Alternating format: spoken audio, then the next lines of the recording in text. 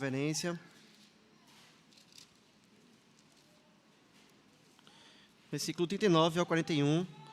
Você acompanha a nossa série de exposições, sabe que nós estamos concluindo o capítulo 9 hoje.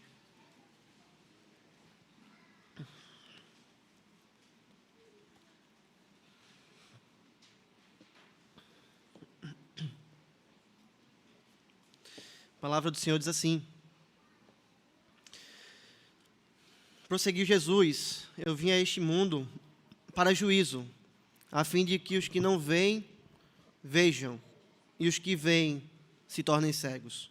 Alguns dentre os fariseus que estavam perto dele perguntaram-lhe: acaso também nós somos cegos?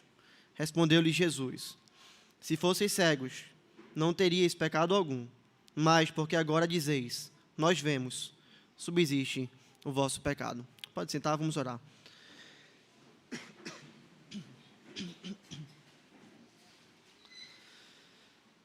Só a Ti, Senhor, como foi orado, nós pedimos a glória, tão somente a Ti, Deus.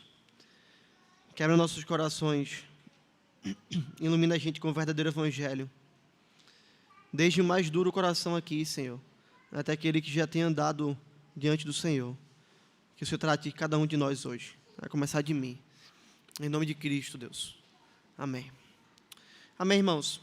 Nós estamos chegando à última parte, aos últimos versículos do livro de João, no capítulo 9, desse evangelho. Nós tivemos uma longa jornada, só no capítulo 9 nós já tivemos uma série muito grande de sermões que mostra como esse texto é rico, como esse texto é precioso. E nós estamos diante de mais uma narrativa, de mais uma continuidade aqui daquele acontecimento que nós vimos, onde Cristo curou um homem que era cego de nascença. Eu queria conversar com você hoje, pensando em como nós, homens e mulheres, que tivemos a oportunidade de conhecermos o nosso Pai, de convivermos com o nosso Pai, como nós conhecemos nossos pais bem, não é verdade? Como nós sabemos, por exemplo, o jeito dele falar, como nós sabemos o tipo de roupa que nosso pai gosta de usar, como nós sabemos a cor e a marca do seu carro, nós conhecemos o temperamento do nosso pai, nós sabemos o que ele gosta de comer, nós sabemos o que ele gosta de fazer, nós sabemos até mesmo quais pessoas ele ama e muitas outras coisas que são detalhes que nós podemos dizer de maneira muito clara sobre nossos pais, não é verdade? O interessante é que, de fato, nós conhecemos os nossos pais.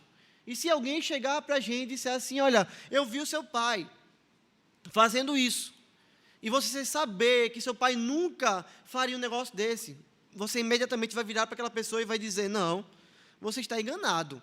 Você viu alguém que parecia com o meu pai, mas que não era o meu pai. O meu pai jamais faria isso, porque nós conhecemos o nosso pai. Mas eu queria te fazer uma pergunta hoje. Você que conhece bem seu pai, você conhece bem sua mãe, você conhece também a Cristo Jesus?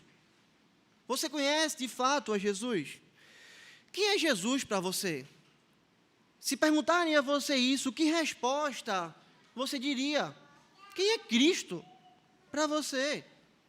É bem difícil responder essa pergunta nos dias de hoje, de uma maneira unânime, porque quando nós começamos a perguntar isso às pessoas que estão ao nosso redor, nós encontramos as mais diversas respostas, não é verdade?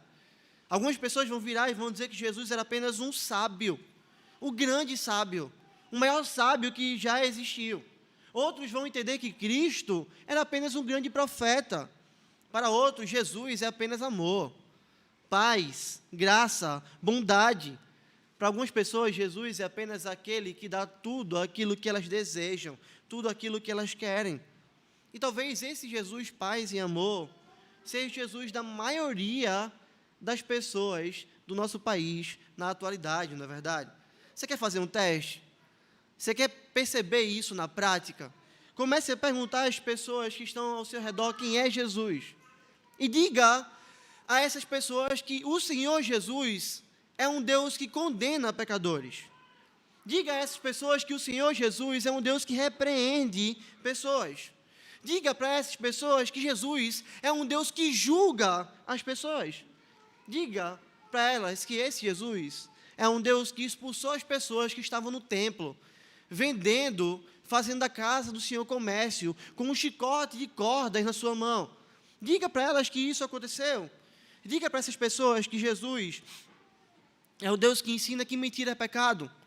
Seja aquilo que elas chamam de mentirinha, seja aquelas que são mentiras mais graves na mente daquelas pessoas. Diga para as pessoas que Jesus diz que homossexualidade é pecado, que homem só deve se casar com uma mulher, que casamento de homem com homem e de mulher com mulher não existe. Diga isso para as pessoas. Fale isso para elas. Diga para elas que Jesus diz que sexo fora do casamento é pecado. Diga para essas pessoas que Jesus virou para algumas delas e disse assim, olha, vocês são raça de víbora, vocês são hipócritas. Diga para essas pessoas que o verdadeiro Jesus condena pessoas ao inferno, local onde elas irão sofrer eternamente num lago de fogo e enxofre. Como é que essas pessoas iriam reagir? Como é que a maioria dos seus amigos e dos seus conhecidos iriam reagir quando ouvissem que Jesus é esse Deus? Certamente muitos diriam, eu não acredito nesse Jesus que você está falando. Esse Jesus que você crê não é o Jesus que eu creio. O Jesus que eu acredito é bonzinho. O Jesus que eu acredito é amor. O Jesus que eu acredito é graça. Ele não condena ninguém, ele ama todo mundo. Ele é bom, ele é misericordioso, ele ama todos, ele apoia todo tipo de amor. Porque Jesus iria condenar algum tipo de amor? Ele é amor. Queridos, é assim que muitos enxergam ao Senhor Jesus. Porém, eu quero que você perceba, não importa a maneira como nós cremos em Cristo, se nós cremos no Cristo falso. Sabe por quê? Porque o que importa, de fato e de verdade, é quem Ele é. Perceba, se uma pessoa chegar para você e disser que você é uma coisa que você não é, aquilo que ela está falando não importa nada. A gente foi essa semana em um órgão público, e a gente foi tomar vacina, e a mulher chegou e perguntou para mim e para a Raquel, vocês se consideram o quê? Que cor? Quase que eu vi para ela é negra, minha esposa é negra. Porque ela se considera negra. Percebe? Não mudaria nada o fato dela ser branca. O fato de alguém achar que ela fosse de outra cor não muda o fato que ela é. E perceba, a mesma coisa acontece com o nosso entendimento acerca de Cristo. Porque mesmo que muitas pessoas falem as mais diversas mentiras acerca de Jesus, que Ele só é amor, que Ele não julga, que Ele não condena, isso não muda a realidade de que o nosso Senhor Jesus é um Deus que é amor, mas é um Deus que também é justiça. E a palavra do Senhor nos ensina isso em diversos textos. E um deles é esse texto que nós temos aqui na nossa frente. Nós temos um texto que nos ensina que o Senhor Jesus é um justo juiz. Um juiz que salva e um juiz que condena. Ora, lê mais uma vez o versículo 39. Prosseguiu Jesus, eu vim a este mundo para juízo, a fim de que os que não veem, vejam, e os que veem se tornem cegos. Veja que interessante a figura que Jesus utiliza nesse texto, para mostrar o que Ele veio fazer no mundo. Essa é uma das figuras que a Bíblia traz acerca de Cristo. E ela não o traz aqui como um hippie, paz e amor. Ela não o traz aqui como alguém que levanta a bandeira e vai dizer, está tudo bem, está tudo certo. Não, a figura que esse texto nos traz, nas próprias palavras do Senhor Jesus, é de um juiz, você percebeu isso? Ele veio a esse mundo para juízo. Ele veio a esse mundo para julgar, com duas finalidades. Perceba, o que é que um juiz faz? Um juiz profere vereditos, não é verdade? Esse veredito pode ser de quê? De absolvição, ou pode ser de condenação. Não há outro caminho. Ou a pessoa vai ser condenada, ou a pessoa vai ser absolvida. E é para isso que Jesus veio. Ele veio para proferir esses dois tipos de veredito. Porém, perceba, o Senhor Jesus é o único que faz o que nenhum outro juiz pode fazer. O Senhor Jesus é um juiz que faz aquilo que nenhum juiz dessa terra pode fazer. Ele é um juiz que faz os cegos enxergarem. Ele é um juiz que muda o coração dos culpados. Ele é um juiz que torna legitimamente aqueles que são culpados em inocentes. E isso fica muito claro nesse texto. Porque ele vira e ele vai dizer, eu vim para juízo, a fim de que os que não veem, vejam. Ora, queridos irmãos, Ele é um juiz que não espera que os culpados vão até ele. Ele é um juiz que vai atrás daqueles que são culpados. Ele é um juiz que vai na direção do culpado, seja para condená-lo, seja para salvá-lo. E ele veio, queridos irmãos, até nós. Foi isso que esse soberano juiz fez. Ele veio até nós. Ele desceu dos céus. Ele andou sobre essa terra caída. Para quê? Para salvar o seu povo e para condenar aos ímpios. Ele veio até nós, no primeiro caso, para salvar, fazendo com que quem era cego pudesse enxergar. É isso que ele fez comigo, é isso que ele fez com você, se você de fato conhece a Cristo. Você quer ver isso melhor? Pense um pouco quem era você antes de conhecer a Cristo. Como é que era a sua vida antes que Jesus tenha vindo até você, tenha vindo ao seu alcance? Como é que era a sua vida? Como você vivia? Como é que você enxergava a Deus?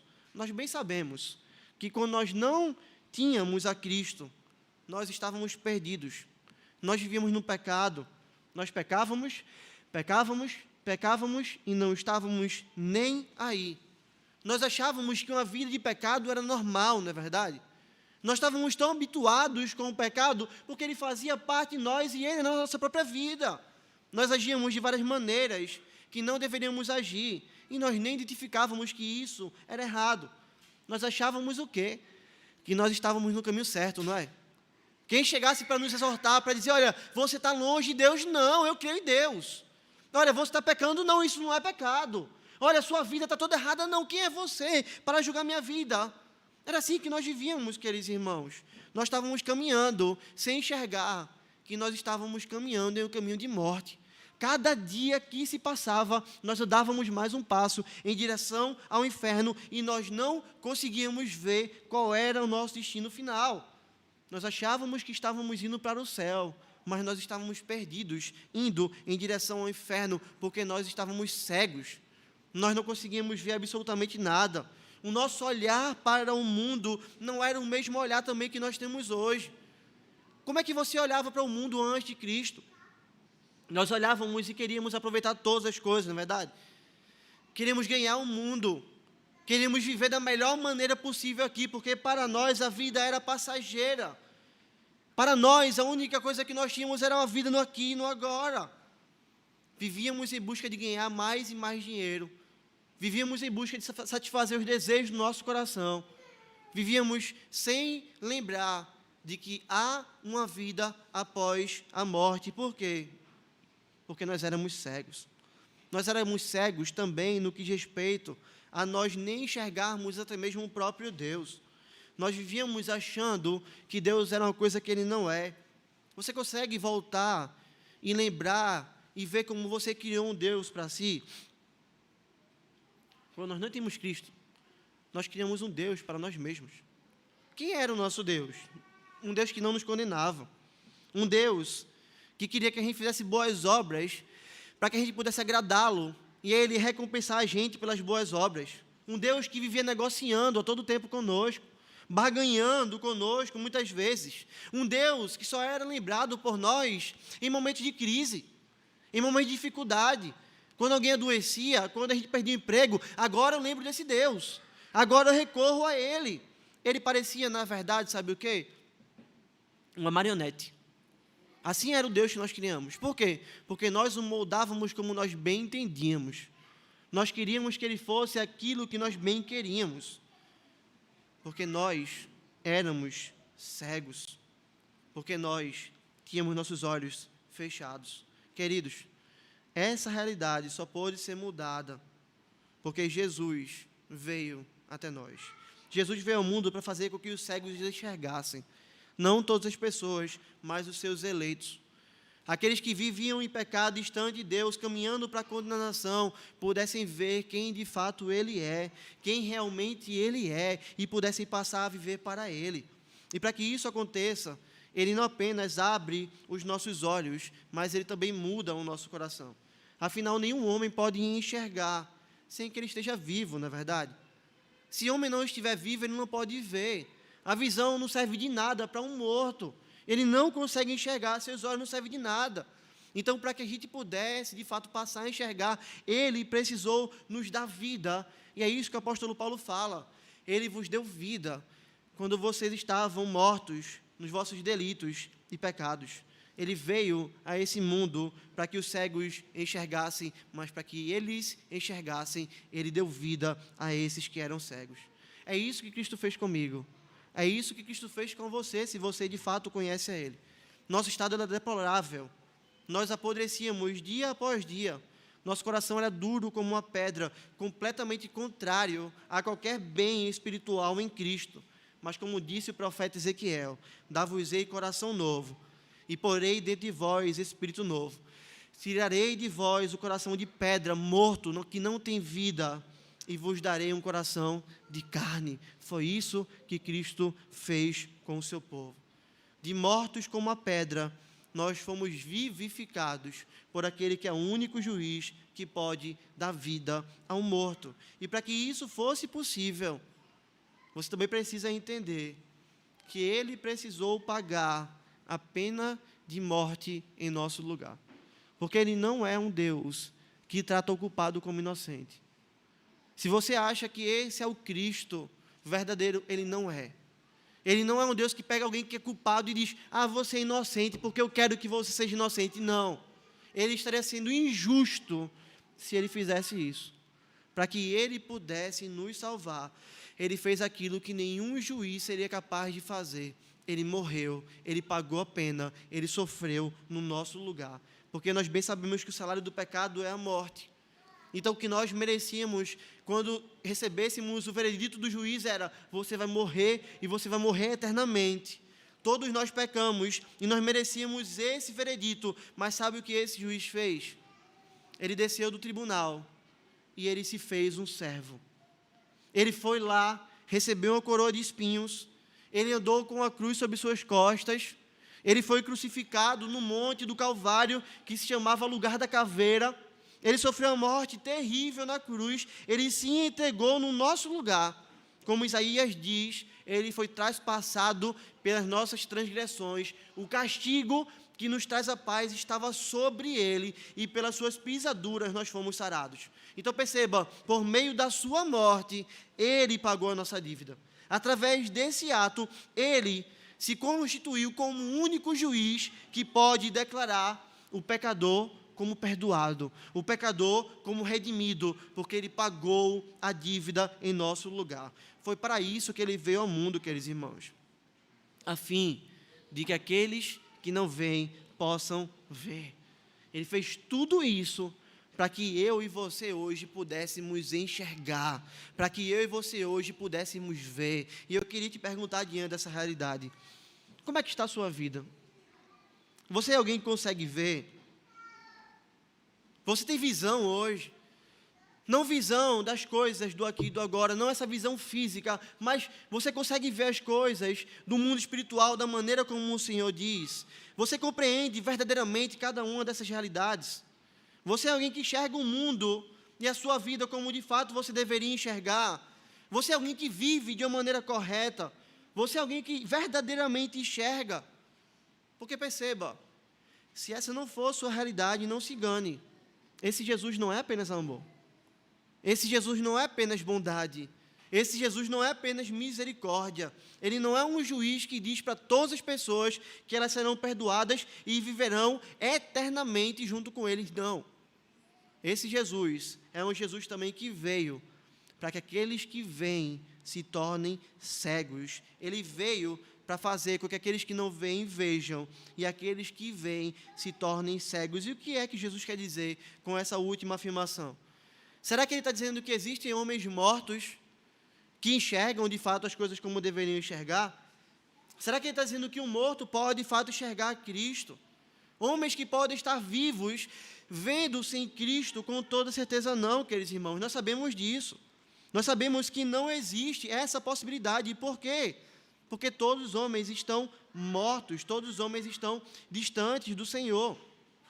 Então, o que é que o Senhor Jesus, Ele quer nos dizer quando Ele trata sobre essa realidade? Eu vim para que aqueles que veem possam se tornar cegos. O que é que Jesus quer dizer com isso, meus irmãos? Ele quer dizer que existem homens que estão longe de Deus, mas que se acham perto de Deus. Ele quer dizer que existem homens que estão mortos, mas que dizem que enxergam. Que tem homens que estão longe de Cristo, mas que dizem que podem estar perto de Deus. Que tem homens que não têm uma fé verdadeira, mas que acham que têm uma fé verdadeira. E nós temos um exemplo claro nesse texto, nós precisamos entender o texto à luz do contexto. Os fariseus eram assim, não é verdade? Os fariseus estavam mortos, distantes de Deus, mas eles achavam que estavam como? Que estavam vivos. Eles eram cegos, mas eles achavam que enxergavam. E Jesus disse isso a eles. Se fossem cegos, não teria esse pecado algum, mas porque agora dizeis, nós vemos, subsiste o vosso pecado. Os fariseus estavam cegos e diziam, nós enxergamos. Estavam mortos, mas diziam, nós conseguimos ver. Estavam longe de Deus, mas diziam, nós servimos a Deus, nós somos descendentes de Abraão, nós fazemos parte do povo de Deus. E é para isso que Jesus veio. Ele veio para fazer com que esses homens que diziam que enxergavam, continuassem cegos. O William Hendricks que vai dizer isso, ele vai dizer que a fim de que aqueles que estão constantemente dizendo, nós enxergávamos, mas que enganam a si mesmos e rejeitam a luz, possam ser completamente separados dela. Jesus ele vem como um justo juiz, para pegar esses homens que estão dizendo, eu sou um cristão, mas não é. Eu sirvo a Deus, mas não serve. Eu enxergo, mas não enxerga. E condenar a esses homens. E levá-los à condenação. E jogá-los no inferno, se eles não se arrependerem dos seus pecados. Porque esse é o nosso Cristo, irmãos. Ele é um Cristo que salva pecadores. Mas ele é um Cristo também que condena pecadores. Não se enganem com o falso Jesus, paz e amor que o mundo tem pregado. O verdadeiro Jesus é um Jesus que salva e um Jesus também que condena. É um Jesus que é amor, mas é um Jesus que também é justiça. É um Senhor que é fogo consumidor e um Senhor que é graça abundante. O mundo tem tentado a todo tempo pintar um Jesus diferente. O mundo tem tentado a todo tempo colocar na nossa mente um Jesus diferente. Mas o nosso Senhor Jesus é um Senhor Jesus que às vezes é duro. E que vai chegar para a gente e vai lhe falar de inferno. E vai falar de condenação. E vai falar palavras duríssimas. Você quer um exemplo disso? Mateus 25, 41. Então o rei também dirá também aos que estiverem à sua esquerda, apartai-vos de mim, malditos, para o fogo eterno, preparado para o diabo e seus anjos. Sabe quem falou isso? Cristo. É Jesus que fala de inferno. Percebe? Isso não é uma invenção da igreja. Isso não é uma invenção de pastores. É um Senhor que fala de inferno. Ele é um Senhor que fala da seriedade e da sua volta. E que nos manda nos prepararmos. Se você ver Lucas 17, 22 a 30, ele vai dizer, a seguir dirigiu-se aos seus discípulos.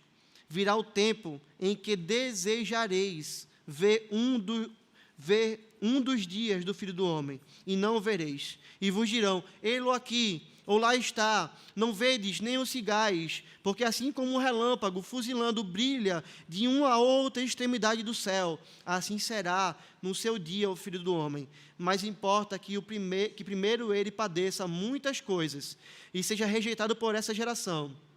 Assim como foi nos dias de Noé, será também nos dias do Filho do Homem. Comiam, bebiam, casavam-se, davam-se em casamento, até o dia em que Noé entrou na arca. Veio o dilúvio e destruiu a todos. O mesmo aconteceu nos dias de Ló. Comiam, bebiam, compravam, vendiam, plantavam, edificavam. Mas no dia em que Ló saiu de Sodoma, choveu do céu fogo e enxofre e destruiu a todos. Assim será no dia que o Filho do Homem se manifestar. Você entende como é séria essa advertência? Jesus está dizendo para o seu povo, tenham cuidado. Tenham cuidado. Porque um dia o Filho do Homem volta. E quando o Filho do Homem voltar, ele vem com juízo. Ele vem para condenar os ímpios ao inferno.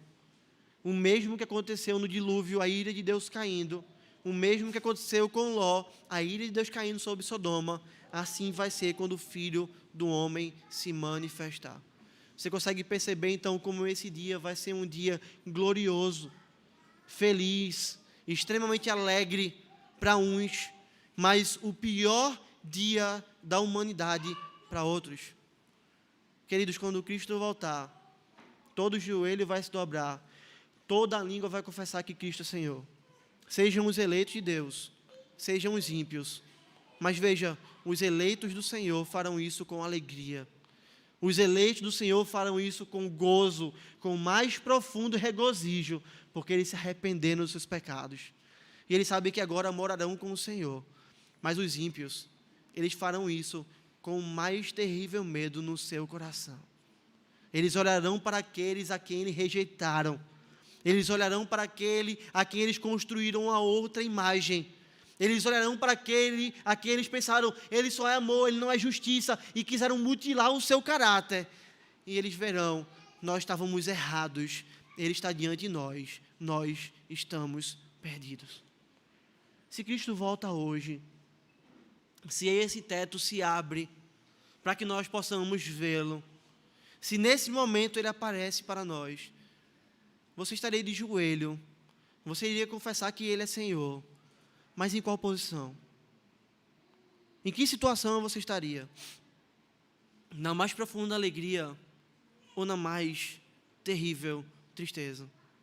Ora, irmãos, o Senhor nos diz que ele vem como um ladrão. Ninguém espera o ladrão, senão a gente se protegia. O Senhor nos diz que ele vem como um relâmpago, porque a gente não sabe quando o relâmpago vai surgir no meio da tempestade, e ele é muito rápido. E ele aparece de um ponto a outro. O Senhor pode voltar hoje. E você vai encontrar com ele. Em que lado você estaria? Hoje pode ser o dia em que, se você diz assim, eu estaria perdido, pastor. Eu sei que eu tenho vivido longe de Deus. Eu sei que eu tenho desobedecido ao Senhor. Eu sei que eu não creio em Cristo como eu deveria crer. Hoje pode ser o dia em que você pode abrir mão desse falso Jesus que você creu a vida toda e se arrepender dos seus pecados e se render a Ele. Hoje pode ser o dia em que Ele pode salvar e que você pode aguardar pelo dia dele, não com medo, mas com esperança. Não com medo, mas com profunda alegria no seu coração, porque é assim que o crente vive, querido. Se você chegar para um crente verdadeiro e disser, olha, Jesus vai voltar hoje, ele não vai dizer, não, espera eu resolver aquele negócio, espera eu casar, espera eu construir minha casa. Não. Um crente verdadeiro vai dizer assim, Jesus volta hoje, Maranata, ora vem, Senhor Jesus. Maranata, é isso que a gente quer. Porque perceba, para nós não é juízo, para nós não é fogo consumidor, para nós é graça, e é o maior tesouro que nós temos, é Cristo vindo até nós. Se você ainda não crê assim, se você ainda não vive assim, você precisa se arrepender dos seus pecados e crer verdadeiramente nesse Cristo. Mas esse texto, querido, não é apenas uma advertência para quem não crê no Senhor. Esse texto também traz uma advertência para mim, para você, para todos nós como igreja. Afinal, perceba, enquanto o mundo cria um falso Jesus na mente das pessoas, apenas nós cremos no verdadeiro Senhor Jesus. Se o mundo pinta um Jesus diferente, ensina sobre um Jesus diferente, anuncia um Jesus diferente, você acha que está nas mãos de quem a responsabilidade de anunciar a esse mundo quem é o verdadeiro Cristo? Está nas minhas mãos, está nas suas mãos, está nas nossas mãos, irmãos. Apenas nós, como igreja do Senhor, povo da verdade, apenas nós podemos ir a esse mundo e dizer para eles, vocês estão completamente errados acerca de Cristo. Vocês estão acreditando algo que não é verdade. Vocês estão cegos. Vocês não entenderam quem Ele é ainda. Por isso que nós temos que estudar. Por isso que nós temos que pregar essa palavra a essas pessoas que estão ao nosso redor. Mas veja, não é apenas isso que cabe a nós. Sabe por quê? Porque, pais, quanto você tem ensinado sobre Cristo a seus filhos? Você que é pai, você que é mãe, quanto você tem falado acerca de Jesus aos seus filhos? Não se engane. Se você está ensinando pouco aos seus filhos, Satanás vai dar um jeito de ensiná-los muito. Só que Satanás não vai ensinar eles sobre o verdadeiro Jesus. Satanás vai ensinar os seus filhos sobre o falso Jesus. A todo tempo ele vai querer implantar na mente dos seus filhos um ensinamento errado acerca de quem é Cristo, porque tudo que ele quer é que nossos filhos não creiam em Cristo ou creiam no falso Cristo, que é a mesma coisa. É a mesma coisa. Nós, como pais, somos chamados para ensinarmos aos nossos filhos, meus irmãos, sobre quem é o verdadeiro Senhor Jesus. E veja, nós somos presbiterianos, não é? Nós batizamos nossos filhos, não é? Nós trazemos eles aqui na frente da igreja, diante do povo de Deus e diante de Deus. E quando nós os batizamos, nós fazemos o quê? Nós fazemos uma promessa. E qual é a promessa? É de ensinar os nossos filhos a palavra de Deus. É de ensinar os nossos filhos sobre quem é o nosso Cristo. Nós prometemos isso quando nós os batizamos. E como é que nós podemos fazer isso? Permita-me trazer algumas formas para você. Em primeiro lugar, lendo a Bíblia com seus filhos. Se esforçando para fazer culto doméstico com ele todos os dias. Não é, hoje eu estou com vontade, amanhã eu faço. Não é, eu fiz ontem, eu não quero fazer hoje. Você tem que se esforçar todos os dias para fazer o seu culto doméstico com os seus filhos. Você que é homem, principalmente, essa responsabilidade cai sobre você. É você que é chamado para chamar a sua esposa, para chamar os seus filhos, para ensiná-los a verdade da palavra de Deus, para ensiná-los quem é Cristo Jesus, para mostrar aos seus filhos que Jesus é a pessoa mais importante da casa de vocês. Veja, o culto doméstico é esse anúncio. Pai, eu quero jogar videogame. Você vai parar o videogame. Pai, eu estou falando com meu amigo no celular. Você vai desligar. Pai, eu estou fazendo um trabalho da escola. Você vai parar o seu trabalho da escola. Por quê? Porque nessa casa, a pessoa mais importante que existe é Cristo. E toda a nossa família vai parar agora para adorar a esse Cristo e aprender sobre Ele. Veja, quando você faz o culto doméstico, é isso que você está fazendo. Você está ensinando para seus filhos todos os dias que Cristo é a pessoa mais importante da sua casa. Você, pai, faz isso com o seu ato prático. Você pode dizer, eu tenho um trabalho para fazer, eu tenho que estudar algo da faculdade. Eu tenho que produzir algo, eu vou deixar isso de lado, meu filho, porque esse é o momento de nós meditarmos juntos acerca de quem é o nosso Cristo. Se você quer ensinar os seus filhos sobre Cristo verdadeiramente, você precisa, se você não tem essa prática, instituir a prática do culto doméstico diário na sua casa. Não é uma vez por semana, é todos os dias. Você não come todos os dias? Não se alimenta todos os dias? Jesus é o pão. Jesus é o pão que nossos filhos precisam diariamente. Uma outra maneira que você tem de fazer isso, você pode incluir ela no culto doméstico, é leia o catecismo com seus filhos. Ajude seus filhos a decorarem as perguntas e as respostas do catecismo. Sabe por quê? Você pode dizer, pastor, isso é muito retrógrado, isso é coisa do passado, para que eu vou ensinar catecismo aos meus filhos? Querido, lá tem muito mais teologia do que você tem. Lá tem muito mais conteúdo do que eu tenho. Lá foram homens sábios que escreveram aquele documento e que nos trouxeram verdades preciosas da palavra de Deus, que foi testada pela igreja, vivida pela igreja.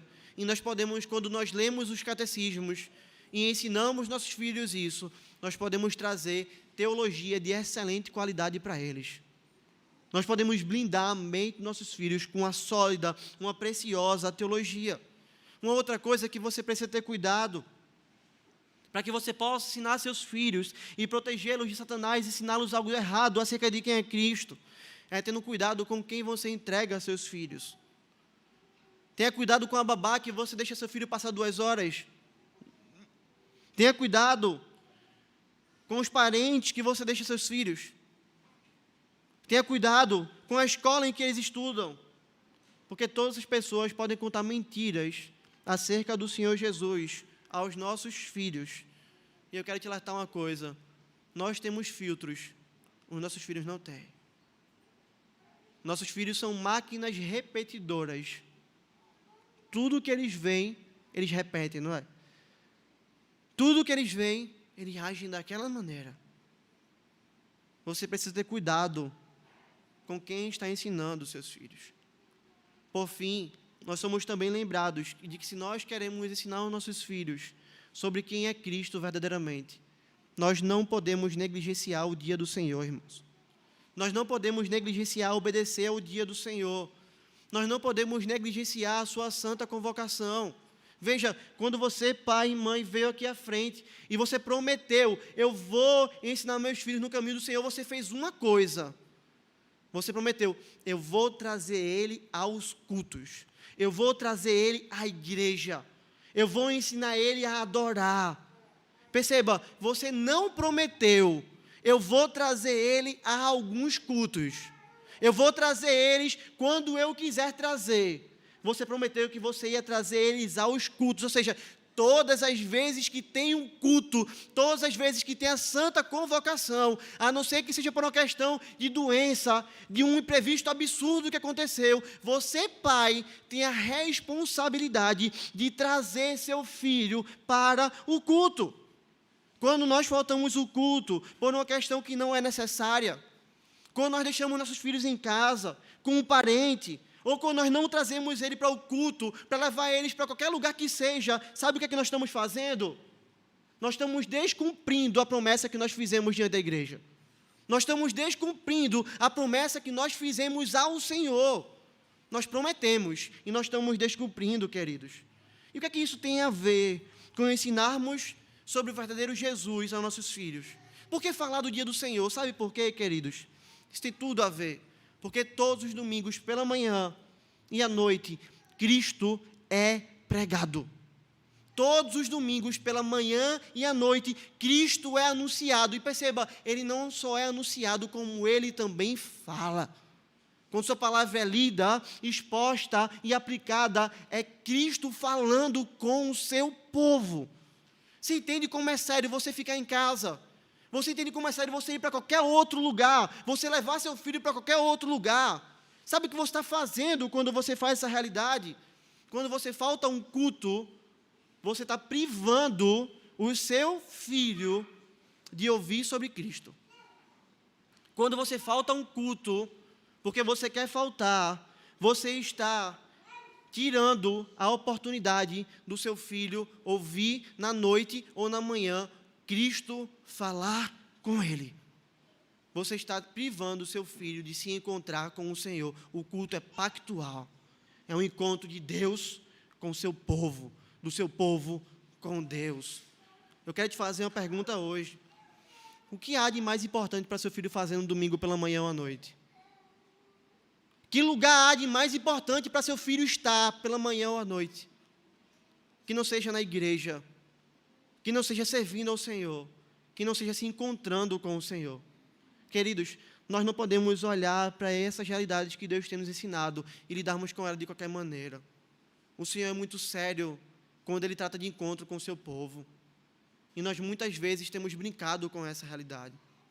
Nós não podemos ser assim. Nós precisamos nos arrepender. Nós precisamos clamar ao Senhor. Nós precisamos entender que o dia do Senhor, ele não é um peso, ele é um grande privilégio para a nossa família. Você entende isso? Veja, o culto é pactual e o Deus do pacto faz um pacto com pais e com filhos. Isso é batismo. Percebe? Isso é batismo. Quando nós olhamos para essa realidade, nós entendemos o quê?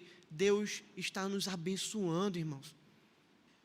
Deus está nos abençoando. Ele nos dá o culto e Ele quer se relacionar com a nossa família. Comigo, com meus filhos, com a minha esposa.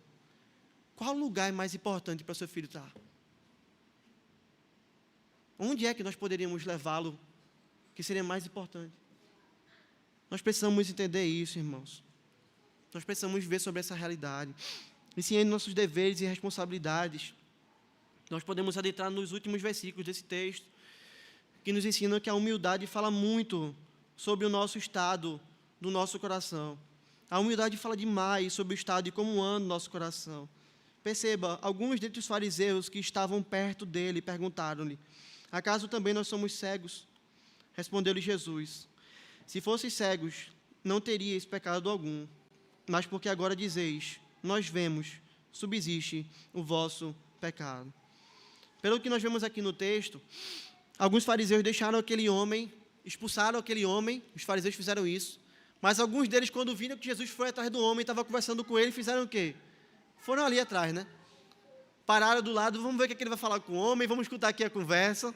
Aquela pessoa que fica querendo se meter em negócio alheio. Aí nós podemos ver isso por quê?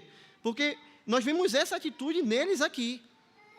Eles ouvem a conversa de Jesus com esse homem, dizendo, olha, eu vim para fazer quem não vê enxergar, quem enxerga fica cego, e agora eles viram, e qual a atitude deles? O que eles fazem? Eles poderiam ter ouvido e dito assim, né? Senhor, nós estamos cegos, abre nossos olhos. Senhor, agora nós percebemos, nós não estamos conseguindo enxergar, tem misericórdia de nós, muda a nossa vida. Mas em vez de falarem isso, o que eles fizeram? Eles foram arrogantes, eles foram orgulhosos. Eles mostraram que para eles entendiam que eles não precisavam do Senhor, que eles não precisavam de salvação. Por quê? Porque viram para Jesus e falam assim, acaso a gente também é cego? Você está querendo falar isso? Você está dizendo que eu sou cego, é? Que a gente é cego? É sério que você está falando isso? Queridos, quanta arrogância, quanta prepotência. Esses homens não conheciam a Cristo e mostraram que eram cegos. Achavam que não precisavam do Senhor. E durante todo o capítulo nós vimos isso. Jesus ensinando, exortando, confrontando e eles permanecendo na sua arrogância, no seu orgulho. E essa atitude de orgulho revelava que o coração dos homens estava distante de Deus. O coração desses fariseus estava longe do Senhor, porque eles achavam que não precisavam do Filho de Deus. Eles achavam que eles podiam ir até Deus sem Cristo. Eles achavam que eles podiam confiar em qualquer outra coisa que não fosse Cristo. E eles mostravam que estavam longe do Senhor. E a falta de humildade deles deixa isso claro. Por que a falta de humildade mostra o nosso coração? Você deve se lembrar do Sermão do Monte. O que é que Jesus ensina lá? Mateus 5,3. Bem-aventurado os humildes de espírito, porque deles é o reino dos céus. Bem-aventurado são aqueles que são humildes de espírito. E sabe o que é ser humilde de espírito aqui nesse texto? São pessoas que reconhecem que são pecadoras. São pessoas que reconhecem que são completamente carentes do Senhor. São pessoas que reconhecem que estão completamente perdidas sem Cristo. E os fariseus não eram assim. Eles eram orgulhosos. Eles responderam, você acha que a gente é cego? Jesus vira para eles e diz, se fosseis cegos, não teríeis pecado algum, mas porque agora dizeis, nós vemos, subsiste o vosso pecado.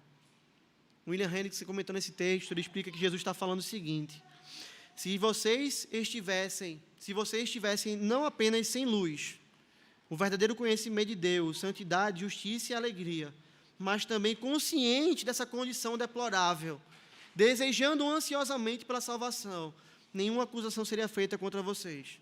Mas porque vocês dizem, nós enxergamos, seu pecado permanece. Em outras palavras, se não conseguem ver a enormidade de suas misérias e de seus pecados, vocês não poderão gozar do verdadeiro conforto. Seu pecado permanece porque vocês rejeitam a salvação. E quantas pessoas nós não conhecemos que são assim, não é? Eu não preciso ser salvo, eu já sei de tudo. Certa vez eu pregava para um senhor aqui embaixo do viaduto, e ele chegou para mim e ele falou assim, tu quer ensinar o vigário a rezar uma missa, é? Tipo, quem é tu para falar da minha vida? Quem é tu para falar que eu preciso me arrepender? Quem é tu para falar que eu preciso crer? Percebe? Ele se achava salvo. Ele se achava alguém que sabia de tudo. Ele se achava alguém que tinha um relacionamento com Deus. E você via que aquele homem era um ímpio, pela sua arrogância, pela sua prepotência, por não reconhecer Cristo como Salvador, por não querer se arrepender dos seus pecados. Queridos, a humildade fala muito sobre o estado no nosso coração. Porque não há outra atitude para um crente que não seja a humildade. Perceba, você pode ter R$1 bilhão na sua conta. Você pode morar no melhor apartamento do país. Você pode fazer o que quiser, usar as melhores roupas de marca. Você pode fazer tudo. Você pode ter uma saúde inabalável. Mas sem Cristo, você não é nada. Pelo contrário, você está completamente perdido, completamente morto, completamente podre, completamente distante de Deus. E quando você fechar os olhos, o que é que você vai receber dele? Apenas condenação. É por isso que o cristianismo é a religião da humildade. Porque a palavra de Deus nos esmaga. A palavra de Deus nos quebra. A palavra de Deus nos coloca no pó, sabe por quê? Porque quanto mais nós chegamos perto de Deus, quanto mais nós conhecemos ao Senhor, nós conhecemos a um Deus que é luz, e quanto mais luz há, mais nós enxergamos o quê? O nosso pecado. Mais nós enxergamos as nossas mazelas, e mais nós batemos no peito e fazemos como o publicano. O fariseu subiu, viu o publicano orando, e ele disse: obrigado, porque eu não sou como ele. Eu faço isso, eu faço aquilo. Eu sou certinho.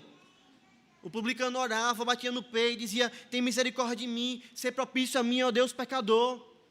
Eu sou pecador, derrama graça sobre mim, tem misericórdia. Não olha para mim com olhar de ira, olha para mim com olhar de graça, só batia no peito.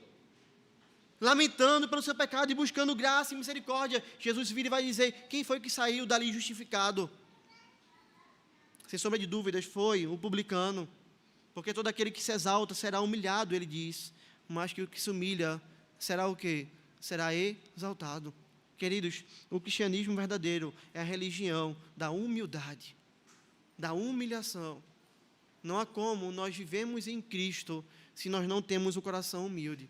Se você hoje, por exemplo, olha para a sua vida e você está satisfeito com ela, se você olha para a sua caminhada com Cristo, você diz: está tudo certo, muito bem, obrigado. Veja, tem um problema no seu coração. Por quê? Porque nessa vida nunca vai estar tudo certo, irmãos. Nunca.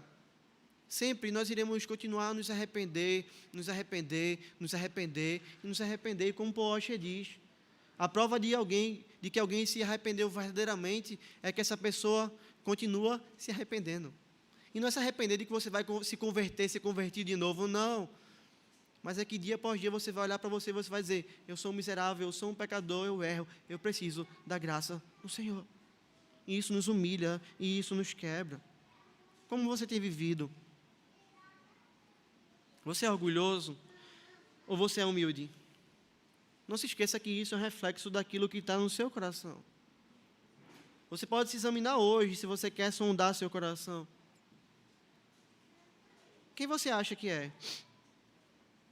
Você se acha um homem bom? Você se acha alguém que merece ir para o céu? Se você acha isso, você ainda não tem humildade. Porque nenhum de nós merecemos ir para o céu. Eu compreendo que tenho vivido com convicção de que eu sou pecador, que eu dependo única e exclusivamente de Cristo para a minha salvação. Se eu compreendo isso, tenho vivido de maneira humilde. Mas, irmãos, sabe o que é fácil nesse texto, caminhando para o final? É fácil nesse texto nós criticarmos os fariseus, não é? Nós sempre gostamos de apontar o dedo para eles, não é verdade? É gostoso, não dá prazer? De olhar e dizer: está vendo como eles eram errados? Está vendo que absurdo? Como é que um homem faz um negócio desse? Mas quantas vezes nós podemos apontar também para o nosso coração e checarmos mais profundamente se nós temos vivido de maneira humilde ou de maneira orgulhosa? Você quer ver alguns exemplos? A nossa vida de oração reflete muito sobre o estado do nosso coração. Sabe por quê? Porque quando você ouve de um médico um diagnóstico que diz assim: olha, nós não sabemos o que fazer, não há cura para essa doença, o que você faz imediatamente? Você ora, não é? Nós oramos, na verdade? Por que nós oramos nesses momentos? Por que nós fazemos isso? Porque naquele momento tudo que nós tínhamos nos foi tirado, não é? A medicina não pode resolver. Eu não tenho nada que eu possa fazer. Eu poderia pagar os melhores médicos, eles não vão conseguir me curar. Aí eu faço o quê? Senhor, eu preciso de Ti, não é? Senhor, eu clamo a Tua graça, eu estou desesperadamente precisado do Senhor. Você percebe como a nossa vida de oração reflete se nós temos vivido de maneira humilde? Porque perceba, quantos problemas nós temos enfrentado no nosso dia a dia? Quantos problemas nós temos enfrentado na igreja, nós temos enfrentado na família, nós temos enfrentado no trabalho, e nós temos orado por esses problemas? Quantos problemas nós temos lidado com eles sem que nós oremos ao Senhor? Quando a gente faz isso, sabe o que a gente está falando? Eu consigo resolver. Eu não preciso do Senhor. Eu não preciso da tua ajuda. Eu consigo resolver. Isso é o quê, querido? Arrogância, orgulho. Isso não é humildade. A mesma coisa nós podemos ver quando nós lemos a Bíblia. A nossa leitura da palavra de Deus nos revela se nós temos andado de maneira humilde ou não. Se nós não lemos a palavra de Deus, não meditamos nela, como nós vimos hoje pela manhã, para obtermos direção do Senhor, sabe o que é que nós estamos falando? Nós estamos dizendo para Deus, nós não precisamos, Senhor, da tua instrução, nós sabemos o que fazer. Eu não preciso daquilo que o Senhor diz, eu sei como eu devo viver. A leitura da palavra do Senhor revela se meu coração tem andado humilde ou não. Porque é lá que eu chego e digo, eu preciso todos os dias da tua instrução, Senhor. Eu preciso entender o que o Senhor quer para mim. Se for pelos meus passos, se for depender de mim, meus pés vão se resvalar, vão sair do caminho. Eu preciso da tua lanterna, eu preciso da lâmpada para os meus pés. Um homem que não lê a palavra de Deus, uma mulher que não lê a palavra de Deus, é um homem arrogante, é uma mulher arrogante. Isso fala muito sobre o nosso coração. E o que falar quando nós temos dificuldade de aceitar repreensões? Desde criança a gente tem isso. Desde criança. Nós sofremos com o pecado do orgulho, não é? Quem nunca foi repreendido por um chefe no trabalho e parou e pensou, ele não sabe nada do que está falando. O cara estava certo, você estava errado, mas você para e pensa, ele não sabe nada. Quem é ele para poder me repreender? Quem ele pensa que é? Isso revela o quê? Que nós nos achamos incorrigíveis. E isso revela a falta de humildade no nosso coração. Queridos, nós não podemos ser assim. Todo orgulho deve ser expulso dos nossos corações. E sabe quando? Hoje. Não deve haver nenhum quartinho dos fundos guardado para o orgulho no nosso coração. Nós precisamos expulsá-lo hoje. E se ele quiser voltar amanhã, nós precisamos fechar a porta na cara dele. E se ele insistir de novo e pular pela janela, nós precisamos tirá-lo de novo. Porque no nosso coração, como crentes, só deve haver espaço para a humildade. Em Cristo nós somos perdoados. Em Cristo é que nós temos tudo. É em Cristo que está o nosso tesouro. E sem Ele, nós nada somos. Portanto, irmãos, que as pessoas que olham para a gente, que as pessoas que passam por aqui, que vêm à igreja de prazeres, que convivem com você dia após dia, seu marido, sua esposa, seus filhos, seus amigos, seus clientes, seu patrão, que todas essas pessoas possam ver em você aquilo que Cristo disse. Bem-aventurados os humildes de espírito, porque deles é o reino dos céus. Que o Senhor aplique a sua palavra ao nosso coração, que Ele nos abençoe e que Ele molde nosso caráter cada vez mais. Vamos orar ao nosso Deus.